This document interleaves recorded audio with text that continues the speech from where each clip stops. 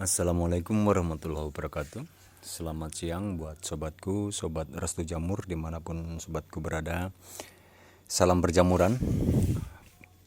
Pada kesempatan kali ini saya akan coba berbagi bagaimana sih ruang inkubasi yang baik untuk jamur. Satu hal yang harus dipahami, jadi jamur atau backlog itu tidak memahami bahwasanya bangunan tersebut terbuat dari apa, bagus atau tidak. Yang jamur pahami adalah lingkungan yang bersih. Nah, bersih juga yang harus dipahami adalah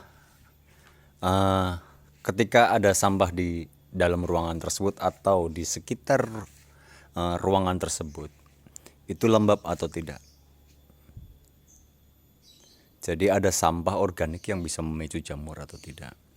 Artinya ketika di situ banyak sampah organik yang kondisinya lembab sehingga memudahkan jamur kontaminan untuk tumbuh di area tersebut atau di sampah tersebut, itu jelas inkubasi sudah tidak sehat menurut teorinya. Nah, ketika ada sampah berserakan seperti ini, tapi kondisinya kering dan tidak ideal bagi pertumbuhan jamur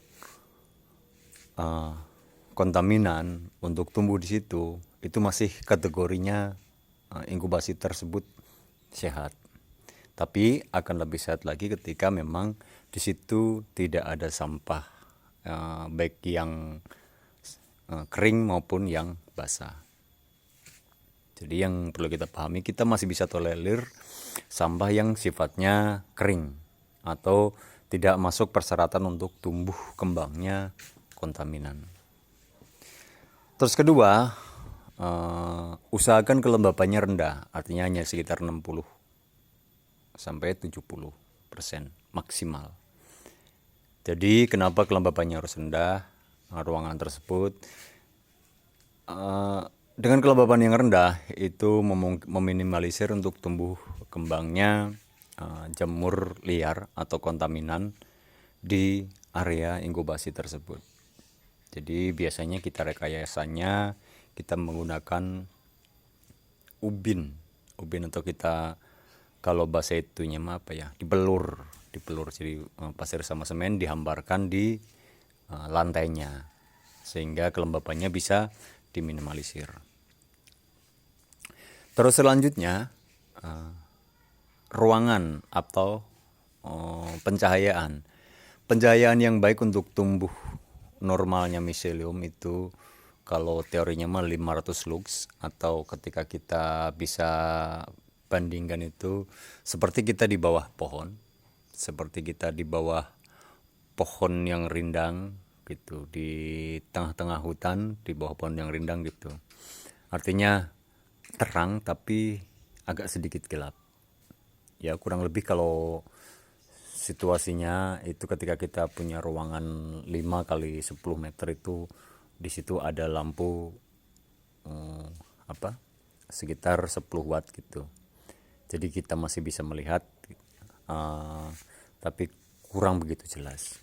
Itu lingkungan terbaik untuk inkubasi. Kenapa saya sebut lingkungan terbaik untuk inkubasi?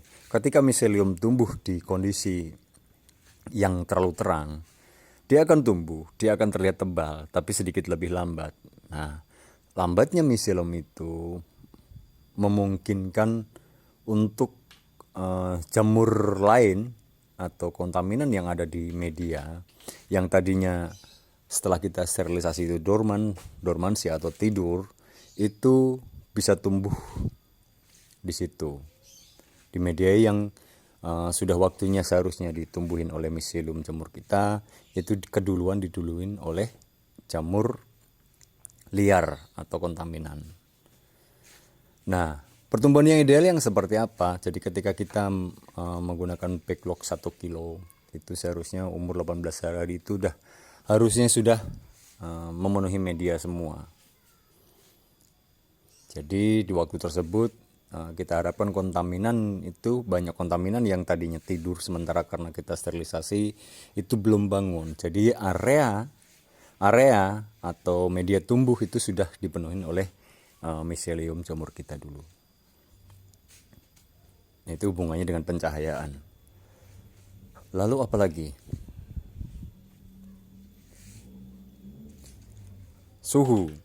Suhu yang dibutuhkan untuk inkubasi yang optimum itu di kisaran 28 sampai 30. Jadi ketika kita mendapatkan suhu antara 28 sampai 30 itu pertumbuhan eh, jamur atau miselium itu akan optimum, terus menekan pertumbuhan kontaminasi juga. Jadi kembali lagi di situasi yang kurang lembab, artinya di situasi yang agak sedikit hangat, itu menekan tumbuh kembangnya mikroorganisme atau kontaminan jamur liar selain jamur yang kita tanam. Lalu inkubasi yang baik itu yang seperti apa? Yaitu relatif. Artinya kita bisa tidurkan seperti ini. Kita juga bisa kita bisa berdirikan seperti ini. Kita juga bisa tidurkan seperti itu. Kira-kira seperti itu.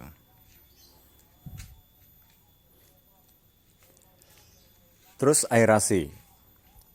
Perputaran udara itu makin bagus perputaran udaranya, itu makin baik juga untuk inkubasi. Artinya di situ walaupun terlihat hangat, terkesan hangat tapi segar. Hangat tapi segar gitu. Sehingga ketika miselium atau backlog yang kita tumpuk di rak maupun kita berdirikan di lantai seperti ini, itu di sela-selanya tidak kepanasan. Lalu dinding yang baik itu seperti apa? Dinding yang baik yaitu bisa kita menggunakan bilik karena situ memungkinkan aerasi berjalan baik. Kedua bisa menggunakan paranet. Nah di situ selain aerasinya baik, juga untuk pencahayaannya lebih merata. Lalu atapnya ketika kita inkubasi, ketika bangunan kita itu tinggi tiang sampingnya itu 3 meter, kita bisa menggunakan asbes. Tapi ketika tingginya pendek, kita nggak boleh pakai asbes, kita bisa menggunakan go green atau atap yang sifatnya sejuk. Kira-kira seperti itu untuk masalah inkubasi. Takut nanti ada yang pengen ditanyakan, silahkan di kolom komentar. Kalau suka dengan video ini, dengan narasi yang saya buat, silahkan like, subscribe. Takut ada yang pengen sharing, nanti bisa sharing di kolom komentar. Saya minta maaf apabila ada narasi saya tentang inkubasi ini tidak lengkap atau terlalu singkat, karena memang masih keterbatasan. Tapi kira itu akhirnya saya akhiri. Salam perjamuran, billahi taufiq wal hidayah. Wassalamualaikum warahmatullahi wabarakatuh.